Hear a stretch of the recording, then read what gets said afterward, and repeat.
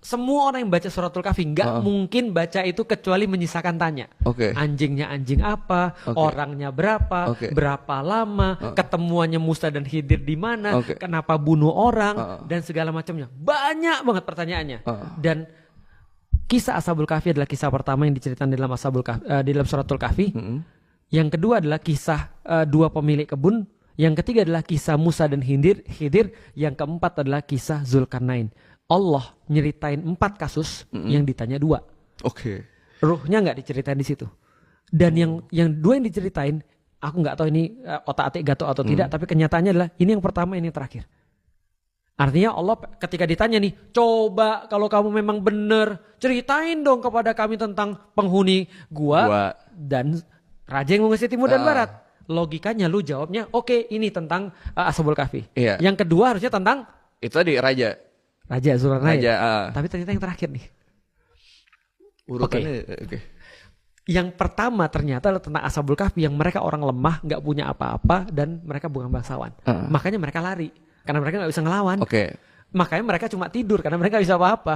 Setelah tidur ngumpulin duit karena mereka nggak punya duit untuk beli makan. Ya kan? Sedangkan Zulkarnain kebalikannya, kontras.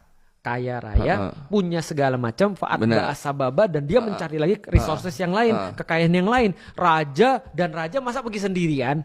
Nggak mungkin. Orang dia menguasai timur dan barat, ya kan? Nah maka dia punya segala-galanya, tapi dia menghadapi dua-dua orang nih, fitnah yang sama, krisis.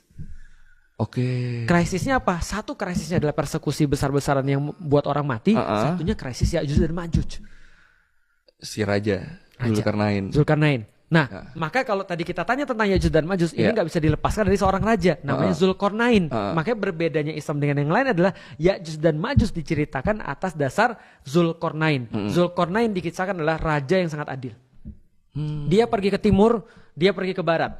Setelah dia pergi timur dan barat, dia pergi ke satu tempat di antara 2 gunung. Tadi yang kita sudah bahas. Ya'juj dan Ma'juj itu dari utara. Berarti ada gunung yang terus kemudian melingkupi dari timur sampai ke barat, ada celahnya.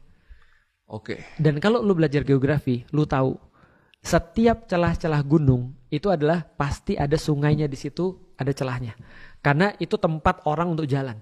Namanya pas biasanya, mountain pass. Mountain pass. Nah, gitu kan ya. Berarti ini adalah celahnya. Nah, celahnya itu banyak. Pertanyaan di mana nih celahnya nih? Kan kita udah bahas nih dari Balkan kan gunungnya panjang tuh. Dan di situ ada terus kemudian celahnya berarti kita bisa minimalisir bukan di sebelah timur, bukan di sebelah barat, pasti tengah-tengah. Kalau timur adalah Afrika, Mesir dan seterusnya. Barat adalah itu.